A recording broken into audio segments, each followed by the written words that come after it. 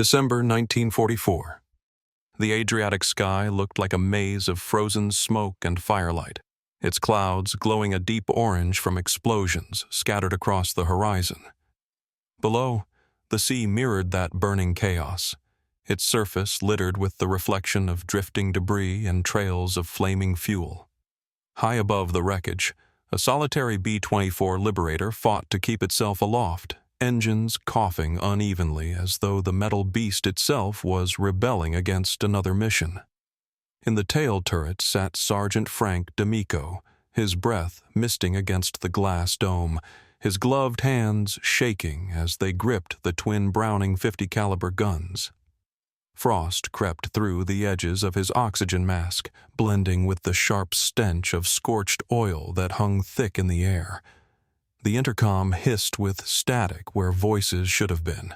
Somewhere up front, his crew was still alive, though their words were lost to wind and interference. Each time the bomber turned, its frame groaned, the wings flexing like tired lungs struggling to breathe. They had taken heavy flak over the Croatian coast. One engine trailed ribbons of smoke, and the right wing was torn nearly to its ribs. D'Amico's eyes swept across the horizon, scanning the empty, pale blue void where death usually arrived without warning. The remaining engines chugged a steady but wounded rhythm, and beneath that came the faint rattle of ammunition belts quivering with each vibration. 37 missions. Most had ended in silence. Too many had ended in screaming. He tightened his harness and checked the gun mounts again. Each action was pure muscle memory now, drilled into him so completely that thought no longer played a part. His world had collapsed into a cage of steel arcs and rotating barrels, the rhythm of breath and recoil dictating time itself. Sweat trickled beneath his collar despite the icy air. The Liberator flew alone, its formation shattered by the earlier ambush. Radio silence stretched on for what felt like years. Then came the sound, distant, rising, sharp, the unmistakable hum of approaching engines. Through the cracked canopy he saw them emerge, 3 black specks growing swiftly larger against the sun. Messerschmitt Bf-109s, swooping down in perfect formation from the blinding light above. Their silver wings flashed as they descended, tracer fire already sparking through the clouds. D'Amico's pulse slowed, not from calm but from the razor focus that only terror could create. His turret swung around to meet them, the hydraulic motors whining under strain. He could make out their yellow noses now, and the flicker of muzzle flashes that danced in their cockpits. The bomber jolted violently as the first burst of fire shredded its tail, tearing through insulation and control cables that floated around him like snow. D'Amico clenched his jaw and waited for his opening. His finger hovered above the trigger, but before firing, he did something no manual ever sanctioned. He reloaded, fast, deliberate, unnatural. The ammunition belt looped into a strange, smooth S-shape. He had done it once before, against regulation, and swore never to repeat it. But promises meant little when survival was all that mattered. A flash erupted outside the turret as a 20mm burst slammed into the tail, shaking the entire aircraft. The smell of burning insulation filled the cramped compartment. D'Amico's nerves screamed. He pulled the trigger. The guns roared, the barrels trembling like wild creatures. Hot brass casings bounced against his boots, burning through the leather. His vision blurred with the vibration, yet the firing rhythm felt off. Too perfect, too smooth. The curved feed worked flawlessly. The rounds streamed without a single jam. The nearest 109 cut across his view, climbing hard. D'Amico followed instinctively, firing in short bursts that stitched a glowing path up its fuselage. The fighter's engine burst into a brilliant flash, scattering debris through the air. The explosion struck the turret seconds later, rattling every bolt. The second German plane peeled away, looping around for another pass, smoke trailing from its wing. The third dropped below the Liberator's belly and vanished. D'Amico spun the turret in frantic arcs, searching, finding only sky and the fading echo of gunfire. The bomber plunged 200 feet, engines howling. Alarms buzzed throughout the fuselage, but D'Amico's headset was pure static. The metallic tang of cordite and smoke burned in his throat. Another burst ripped into the left stabilizer, sending shards spinning past the canopy. Still, he didn't stop. He reloaded again, using the same curved belt, every movement sharp and exact. The air inside the turret pulsed with heat and fear. Then the second Messerschmitt dove head-on. D'Amico steadied his aim, the entire world narrowing to the flicker of a closing target. His guns thundered, merging into one endless roar. Tracers lit the sky like fiery threads, slicing through the enemy's canopy. The 109 exploded mid-dive, fragments slamming against the bomber's tail and denting its frame but not breaking it. For a moment, there was nothing. No sound, no movement, only the hum of wind over shattered metal. D'Amico's ears rang.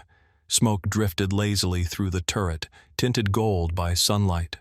Far below, the Adriatic shimmered like a sheet of glass, indifferent to the chaos above. The last German fighter slipped into the clouds and disappeared. The intercom crackled to life with frantic voices, but D'Amico barely heard them. His gloved hands rested on the cooling barrels, trembling from exhaustion and disbelief. 90 seconds had passed. The B-24 was still flying, and in those 90 seconds, he had done something no one thought possible. By the winter of 1944, the air war above southern Europe had become a daily wager with death, each sortie a cold, uncertain gamble. Allied bombers hammered oil refineries, rail yards, and bridges from the Adriatic to the Danube, but the price in lives and machines was crushing. Crews climbed into the sky fully aware that roughly 1 in 4 would not return, a statistic that had hardened into grim routine. The Germans had sharpened their tactics, sending Bf-109s and Fw-190s slashing up into formations from below or diving from the sun, striking precisely where the defensive arcs were weakest. The B-24 Liberator, despite carrying heavier loads than the B-17, carried a little-known but deadly flaw. Its defensive guns, particularly the tail turret, were prone to jamming during extended bursts of fire. Inside every briefing tent, officers repeated the same litany: short bursts only, conserve ammunition, keep barrels cool, but combat obeyed no brief. When fighters arrived, men squeezed triggers and hoped the feed would hold. Every jam felt like a sentence. No one could clear a seized weapon while a Messerschmitt was screaming down on your tail. Official reports blamed environmental interference, citing freezing air, grit, or bad belts, yet crews quietly traded a different explanation among themselves. The feed mechanism simply couldn't endure the strain of sustained combat fire. Sergeant Frank D'Amico had learned that bitter lesson early on. Before the war, he'd worked in Detroit assembling automotive engines, his hands stained with grease and his head full of practical mechanical sense. That instinct became a curse once he understood how the tail guns failed. He recognized a bad metal by sound, the rasp of uneven tension, the tiny click that came before a jam. Each mission confirmed his suspicion. Vibration pulled the ammunition belt unevenly, creating one-sided tension that locked the links. Every failure followed the same metallic rhythm: a second of smooth fire, then a cough of silence, then the sharp tang of oil and blood. His warnings went largely ignored. Mechanics filed reports that disappeared into bureaucratic drawers, and commanders shrugged away the implication that an American design, praised as equal to any flying fortress, might hide a flaw costing thousands of lives. So the crews kept flying, swapping barrels, polishing feed trays, pretending routine maintenance solved the root problem.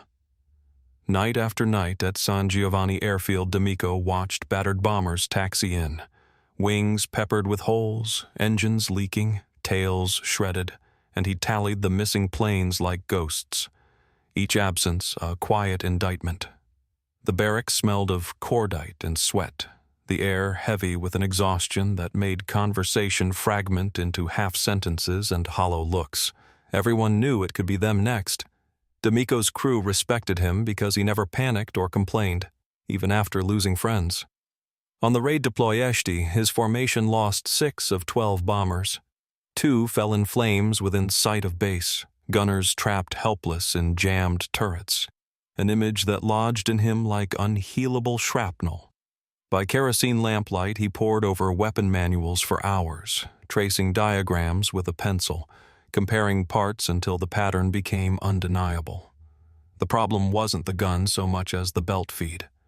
Linked brass cartridges forced through narrow guides that twisted slightly under recoil. Under stress, one side of the belt would pull harder, the imbalance causing a jam. It was a simple design fault no one had bothered to correct, and the Army's answer boiled down to a useless platitude: fire in moderation. As if moderation mattered when a fighter closed at 400 miles per hour. Every mission deepened the sense of futility. Men relied on gear that predictably failed at the worst moment. D'Amico's frustration hardened into a private resolve, a quiet rebellion that grew between sorties. He wasn't reckless. He was methodical, deliberate, and angry in the way only someone who'd survived too many close calls could be. He began to tinker in secret, making small adjustments that passed for routine fixes, polishing feed ramps, realigning trays, testing tension with bits of scrap wire, and each experiment revealed the same truth. The system was flawed in principle, not merely by wear or cold. By late November, losses hit a new peak. 2 whole squadrons from the 15th Air Force wiped out in under a week. Official statements called it an operational setback. The men called it suicide. D'Amico sat through briefings in silence, eyes fixed on diagrams that showed perfect formations and tidy arcs of attack that bore no resemblance to the violence of real combat. When an officer intoned that standardized gunnery procedures ensure maximum safety, D'Amico lowered his gaze to hide the contempt he felt. The gap between theory and reality had become unbearable. Each briefing read like a ritual of denial, and each return flight proved the value of improvisation and luck over doctrine. Trust in command had eroded. The men trusted one another and the hard instinct to adapt. D'Amico realized that if nobody dared to change the flaw, it would keep killing them one by one. Between fear and defiance, he made a decision. Survival required breaking the rules. The breakthrough came not from sudden inspiration, but from pure exhaustion. On the night after yet another disastrous mission, Frank D'Amico lingered alone in the hangar, unable to find rest.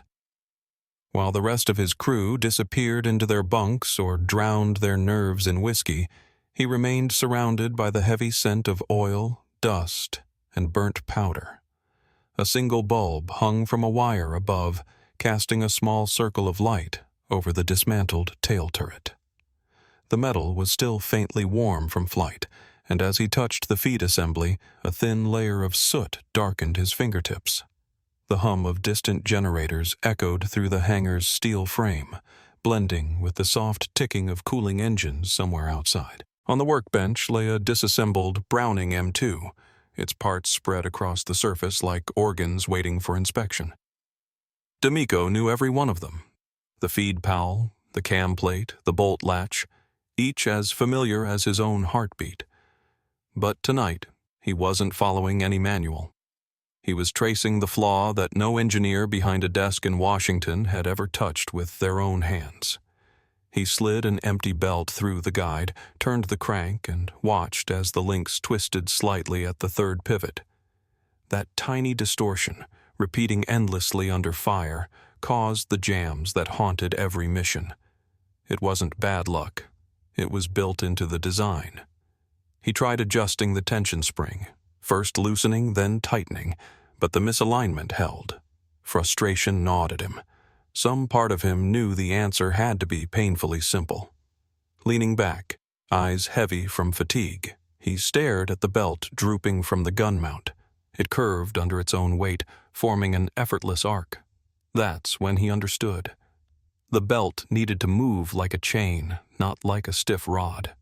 He reversed the feed angle and bent the belt into a gentle S, forcing the links to balance themselves under gravity. It looked wrong, uneven, unorthodox, nothing like the diagrams. Yet when he cycled the handle, the belt ran flawlessly, gliding as smooth as water through a pipe. He fired a short burst into a sand-filled drum to test it.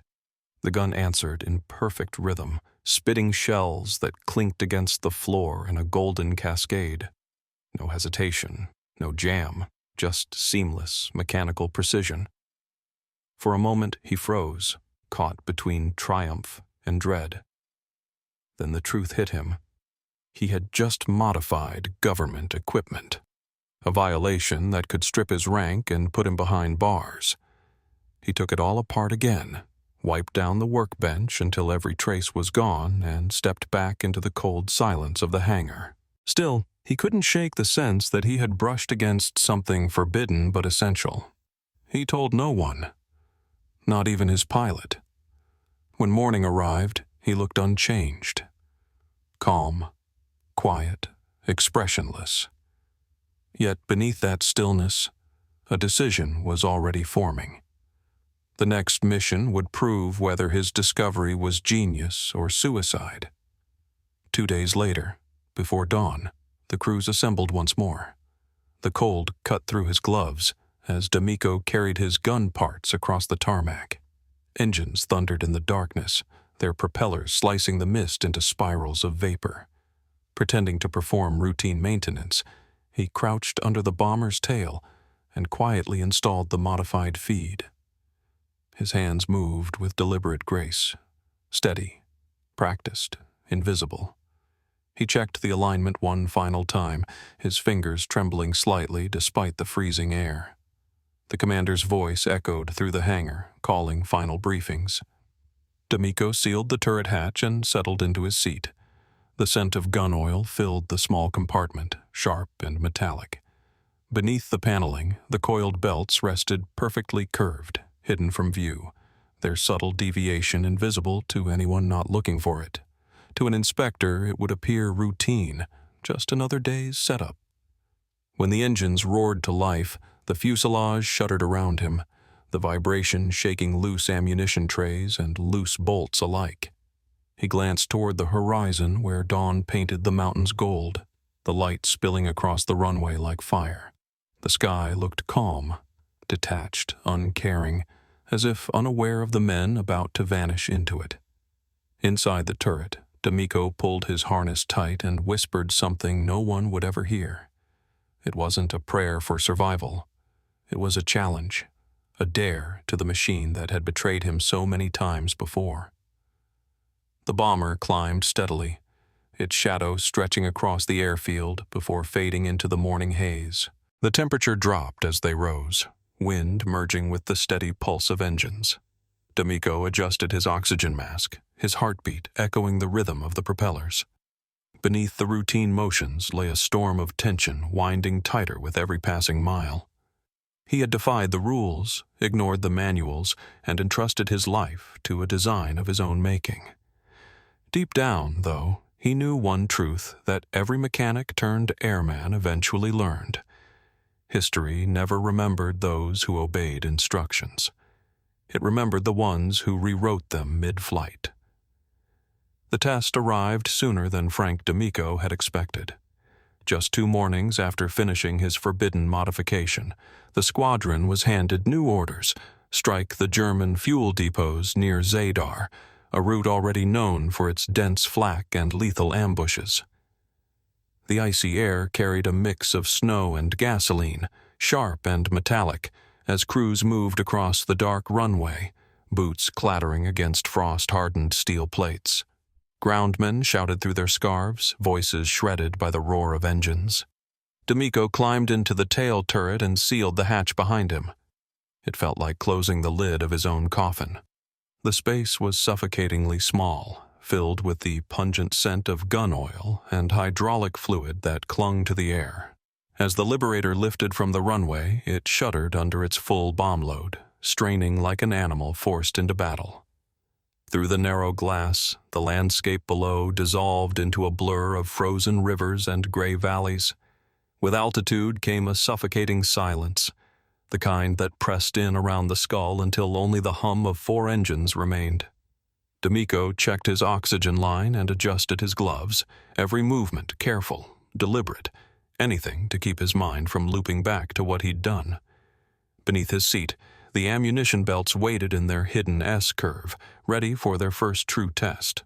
By the time the formation reached the Adriatic coast, the rising sun was glinting off the bomber's aluminum skins like a field of mirrors. German radar caught them almost instantly. Then came the pilot's voice over the intercom. "Bandits inbound, 12 o'clock high." The tone, usually calm and steady, carried an edge this time, stretched tight with fear. D'Amico felt the shift before he saw it, the faint tremor that rippled through the plane when everyone braced for what was coming. Moments later, they appeared.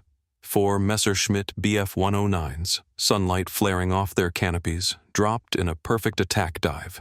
They moved like hawks, slicing through the formation with guns blazing. Tracers carved orange streaks across the pale sky. One bomber disintegrated almost instantly, bursting into a firestorm that scattered burning fragments through the formation. The shockwave slammed into D'Amico's turret, filling his headset with static and overlapping screams. The formation scattered under the pressure, engines roaring as pilots fought to hold altitude. He swung the turret hard, the hydraulics whining as his sight locked onto the nearest target. The first burst came from the dorsal gunner, too soon, too wild, and then the inevitable silence of a jam. D'Amico saw him beating the weapon in panic as the fighter swept past untouched. He knew that helplessness all too well. The next instant, the enemy rolled over and came straight for the Liberator's tail. There was no time to think. D'Amico pressed both triggers. The guns erupted with a violent rhythm, metal shuddering beneath his grip. For the first few seconds, he waited for the familiar hesitation, the choke, the stutter, but it never came. The feed remained smooth, the recoil steady and even. His improvised loop dragged the belt in perfect sequence, the shells ejecting like steady rain. The vibration surged up his arms, syncing with his own heartbeat until man and machine seemed fused. The 109 filled his sight. D'Amico walked the tracers along its fuselage until its nose bloomed into an orange explosion. Fragments pinged against the bomber's tail and vanished into the sky. Another fighter slid into view on his left. D'Amico pivoted, eyes stinging from cordite smoke, and fired again in tight, controlled bursts. The barrels glowed dull red, but the motion stayed effortless. No jamming, no misfeed, only flawless rhythm. His shot struck the 109's wing root, splitting open the fuel line. Flames trailed backward as the plane spiraled toward the sea, vanishing in smoke and spray. His breath rasped through the mask, heavy and ragged, lungs filled with the metallic taste of burnt oil. When the attack finally ended, the sky hung heavy with drifting smoke and fragments of wreckage. The Liberator limped onward, one engine smoking, the rudder torn, but still flying. Through the glass, D'Amico caught glimpses of other gunners turning to stare, disbelief written in their gestures. He had held off 2 fighters alone, and his guns hadn't jammed once. The silence that followed felt denser than the noise of battle. The return leg passed in near total quiet. Inside the fuselage, men moved wordlessly, patching bullet holes with tape and checking for leaks. D'Amico stayed in the turret, staring at the cooling barrels, their blackened metal gleaming in the thin light. The ammunition tray lay empty, yet not a single round had misfed. He touched the feed gently, as if reassuring himself it was real. Beneath the steady drone of engines, he heard the faint ticking of metal cooling, the quiet pulse of a secret that worked. When they landed hours later, the cheers were subdued. Another mission survived. Another set of names crossed off the list. As D'Amico climbed down, the armorer stopped him. eyes tracing the strange curve of the gun feed. "Been tinkering again, Frank?" he asked with a grin. D'Amico only smiled, said nothing, and kept walking. Behind him, the sunset turned the runway into a river of gold. Somewhere deep inside, between exhaustion and a quiet surge of pride, he understood one thing with certainty. His forbidden fix was no longer a risk. It was a weapon. Word spread before the smoke had even lifted.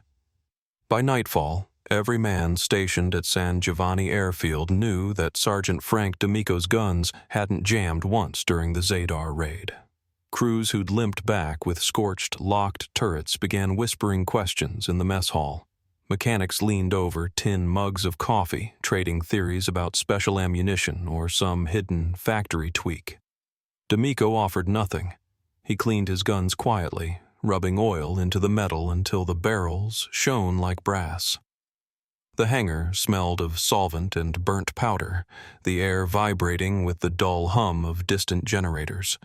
2 days later, a flight engineer cornered him by the maintenance shed. "They're saying you changed something in the feed," the man murmured, glancing toward the open doors. D'Amico neither confirmed nor denied it. He simply said, "The gun finally worked the way it was meant to." But secrets never stayed buried long. That night, 2 gunners from the 764th Squadron arrived with their feed assemblies in hand, placing them on his workbench without a word. They wanted to know what he had done. At first he refused, warning that discovery could mean a court-martial. They wouldn't leave, so he showed them just enough. How to let the belt breathe, how a slight curve could ease the strain. They watched every movement, memorizing it as if learning some forbidden ritual. Within a week, the trick had a name. They called it the D'Amico Loop. No one knew who coined it, but the phrase spread across the airfield faster than official memos. Ground crews began adjusting their belts in secret, working behind tarps or late at night after lights out. The modification was so minor that even inspections overlooked it, yet the results spoke for themselves. Gunners began reporting fewer jams, smoother bursts, and cleaner cycling. The base rumor mill turned into something vital, a whisper network of survival. Pilots who once mocked mechanic magic now asked for it before every sortie. Soon the numbers started shifting. Reports from the 461st Bomb Group showed gun malfunctions dropping sharply, from 1 in 12 missions to nearly 1 in 50. Nobody dared write D'Amico Loop in any logbook, but the improvement was too obvious to ignore. Senior officers noticed and dispatched inspectors to review armament maintenance standards. The men played dumb, pretending nothing had changed. But the investigators weren't blind. They saw the faint bend in the belts, the deviation from regulation. Orders came down forbidding unauthorized field modifications. The warning hung over every turret like a shadow. Not long after, D'Amico was called to the commander's office under the guise of routine evaluation. The colonel across the desk spoke calmly, his tone carefully measured. "There's talk about irregular weapon adjustments," he said, tapping a folder with one finger. "If that's true, it stops now." D'Amico kept his eyes on the polished floor and replied only once. "Sir, if something keeps the guns firing, it isn't irregular. It's survival." The colonel didn't answer. He closed the folder and dismissed him. The next morning, D'Amico found a fresh maintenance order on his desk. Authorization to inspect tail turrets for improved feed performance.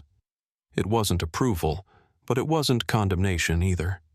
By January, even the training crews in Bari were copying the loop, experimenting with variations. Sharper bends, improvised spacers, creative tweaks. The idea had grown beyond him, spreading like wildfire through squadrons desperate for any edge against death. D'Amico felt a mix of pride and apprehension watching it unfold. He had sparked something larger than himself, a quiet rebellion woven into the machinery of war. But success carried danger. The Army's bureaucracy despised improvisation, and the notion of hundreds of gunners flying with non-standard equipment unsettled high command. Rumors began circulating about disciplinary boards meant to restore uniform compliance. Men started disguising their loops under false casings, pretending the weapons were untouched. They trusted the fix, but feared the system more. One evening, as D'Amico walked through the hangar, he paused before a row of bombers glowing under orange floodlights. Mechanics worked silently on each tail, the coiled belts gleaming like sleeping serpents. The sight filled him with something uneasy, pride laced with guilt. What had begun as a desperate act had turned into a movement that no longer belonged to him. In the distance, another bomber lifted off, engines howling into the dark. D'Amico watched it fade into the night sky and understood what he had created. The war's newest weapon hadn't come from the factories of Detroit or the engineers of Washington. It had been born in silence, built by men who refused to die by the rules. January 21st, 1945. The briefing ended in a silence heavier than usual, the kind that came when every man in the room realized the odds were worse than normal. The target was the Vienna marshalling yards, a heavily fortified supply center feeding the German Eastern Front. Intelligence warned that the flak would be so thick you could walk on it. Everyone knew what that meant. D'Amico stood quietly at the edge, arms crossed, listening without expression. His bomber, Lucky Lily, was assigned to the tail-end position, the most exposed spot in the formation. It was both punishment and trust, a place reserved only for the best gunners, or the ones no one else dared replace. The airfield shimmered under a dull gray morning sky. The cold cut through layers of gear as crews moved with ritual precision, loading ammunition, checking oxygen lines, running hands along frost-coated metal. D'Amico climbed the ladder to the tail turret, his fingers aching from the chill. Before sealing the hatch, he took one last look at the feed assembly. The belt's curved line gleamed faintly under the dim light, flawless, balanced, ready. Around him, the engines roared awake, their deep mechanical thunder rolling across the frozen valley. Exhaust smoke curled upward like black ribbons. Takeoff jolted the bomber so violently that his oxygen mask bounced against his chest. The formation climbed over the Adriatic, merging with other squadrons from Bari and Foggia until the sky filled with silver wings. Below them, the world blurred into a pale haze. D'Amico focused on the faint green glow of his instruments inside the turret. The hum of 4 engines became hypnotic, 4 beating hearts keeping a steel giant alive. 3 hours later, as they crossed into Austrian airspace, flak erupted beneath them in thick black bursts. The sky turned into a furnace of smoke and steel. Shrapnel hammered the fuselage like hail on a drum. The Liberator lurched sideways under the shock waves, and D'Amico's teeth rattled. The sharp scent of burnt cordite mixed with cold metal seeped through the vents. Over the intercom came a calm but strained voice. "Stay tight, boys. 2 more minutes." No one truly believed it. The formation lined up for its bombing run. The ground below blurred. Rail lines, warehouses, train cars, half swallowed by clouds of smoke. As the first wave dropped its bombs, a new sound pierced the chaos, a rising, slicing whine coming from behind. D'Amico's stomach tightened. His hands moved on instinct, swinging the turret. Out of the gray, 3 Messerschmitt Bf-109s tore into view, their engines screaming as they climbed toward Lucky Lily's tail.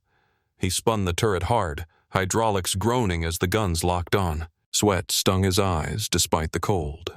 The lead fighter opened fire, cannon flashes strobing across the haze. The tail shuddered as rounds smashed through the glass. D'Amico didn't flinch.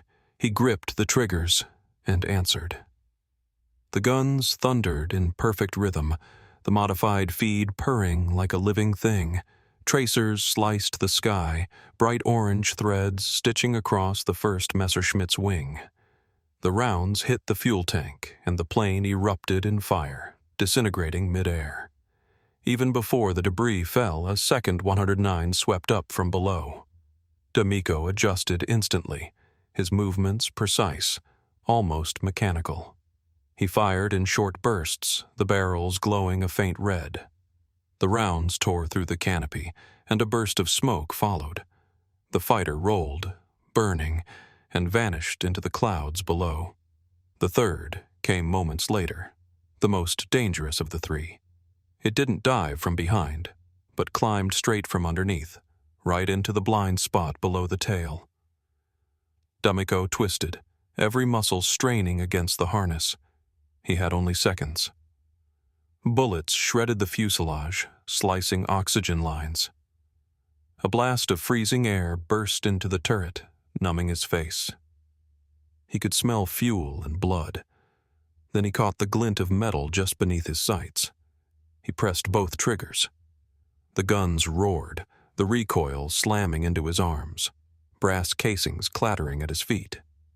Tracers connected cleanly with the fighter's belly. The explosion came almost instantly. A blinding flash so close it washed the world white. The shock wave hurled his head against the armor. For a heartbeat, there was nothing but light and ringing silence. When his vision returned, the fighter was gone. Only a fading trail of smoke twisting through the clouds. 90 seconds had passed. 3 attackers destroyed. Lucky Lily was scarred but still flying.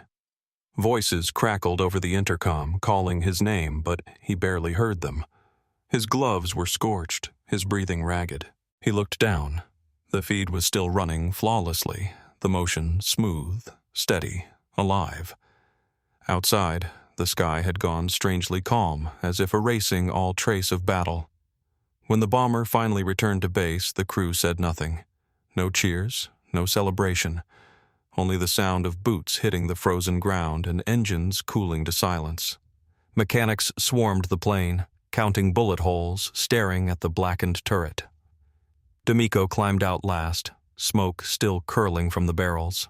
The commander met him at the runway, speechless. 3 confirmed kills, all within 90 seconds, a record no tail gunner had ever achieved. That night, as the base settled into uneasy quiet, D'Amico sat alone near the hangar doors, staring into the darkness. The stars burned cold above the mountains.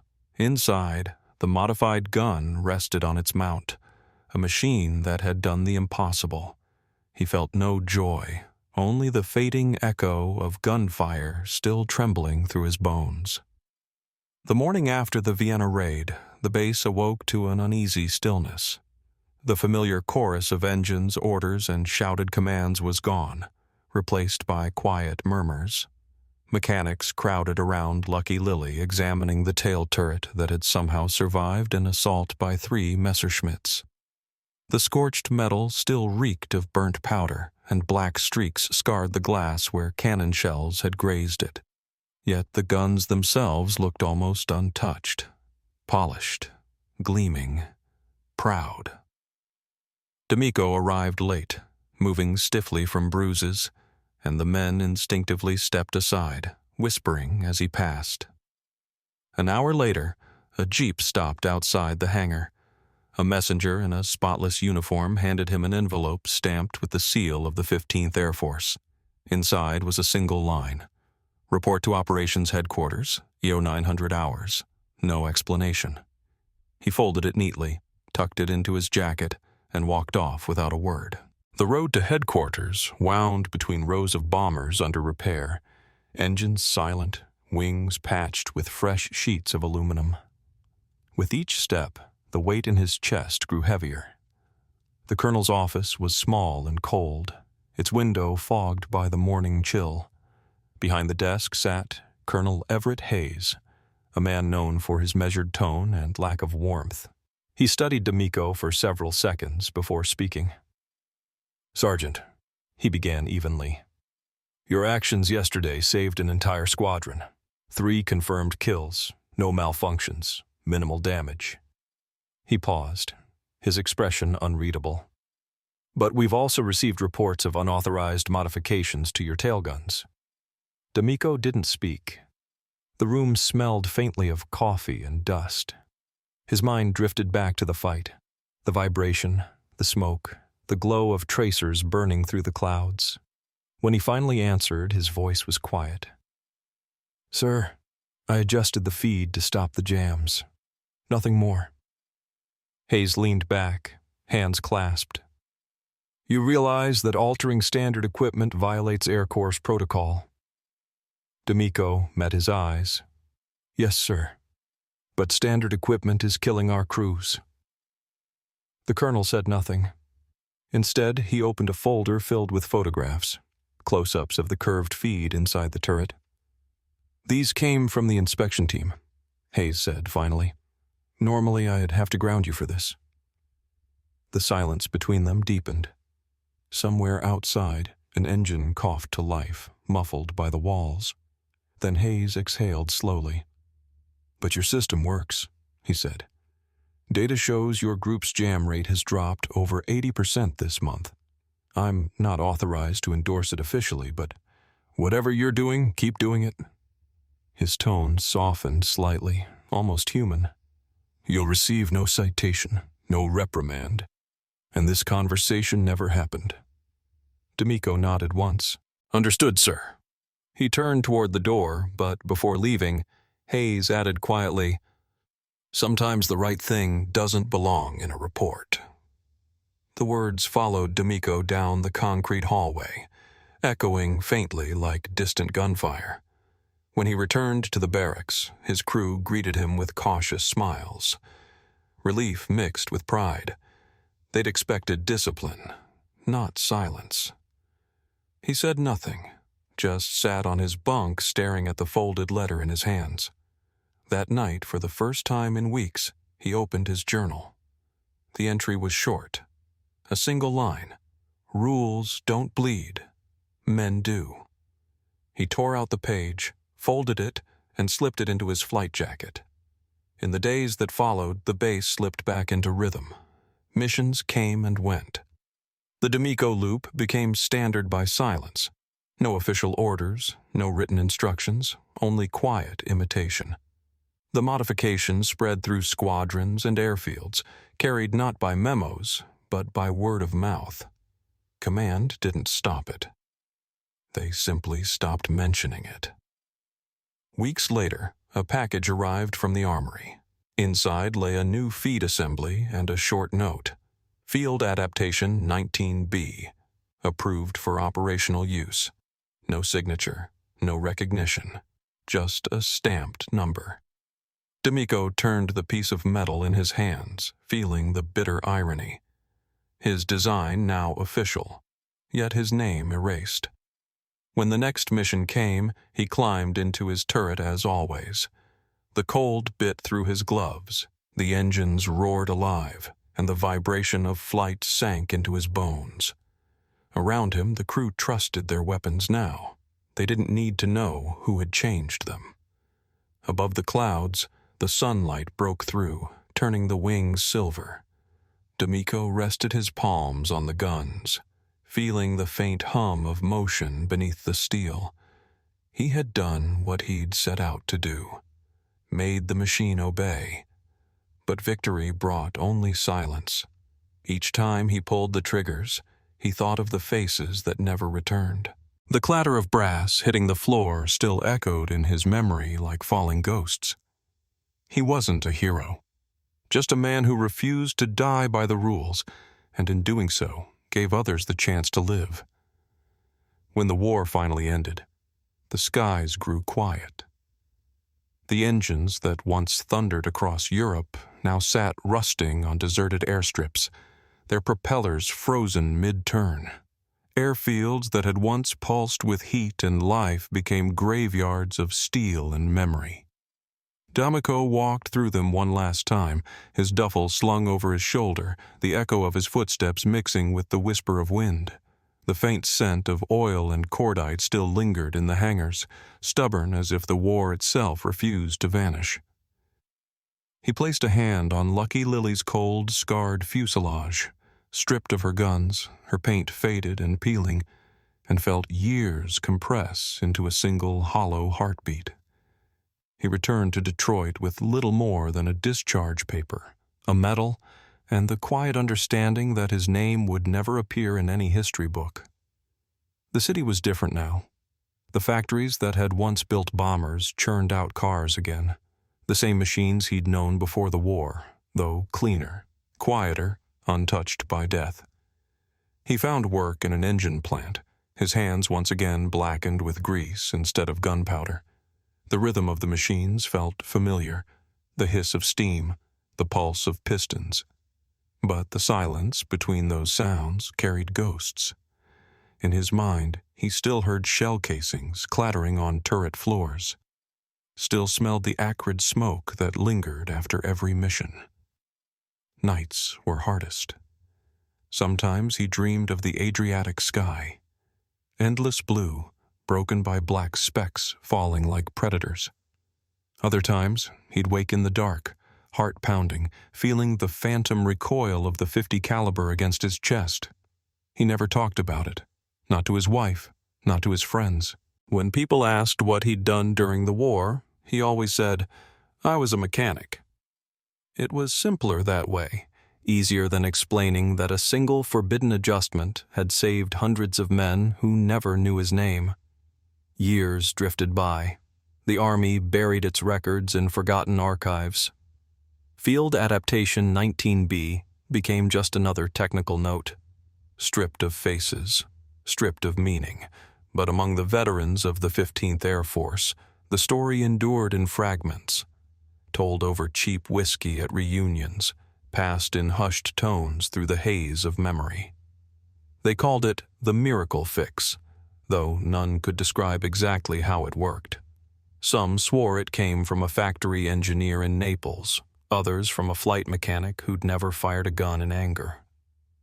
Only the oldest among them remembered the truth, that it began with a gunner from Detroit who broke the rules and made his weapon breathe again. Decades later, a young historian found D'Amico's name scribbled in the margin of a maintenance log dated January 1945. Next to it were 4 simple words: modified feed loop, flawless. The note led him to the San Giovanni archives, then to a small museum in Udine, where a single B-24 turret stood on display. Its glass was cracked, its guns disarmed, its paint faded to ghostly gray. There was no plaque, no name, no story. Only the faint curve of a belt frozen mid-feed, the quiet mark of a man who refused to let his machine die. By then, D'Amico was long gone. His tools, uniforms, and flight patches had all disappeared into the slow erosion of time. Yet for those who remembered, for the few who still heard the echo of guns that never jammed, his legacy endured in silence. Every airman who lived because his turret kept firing owed his survival to a man who never asked for recognition.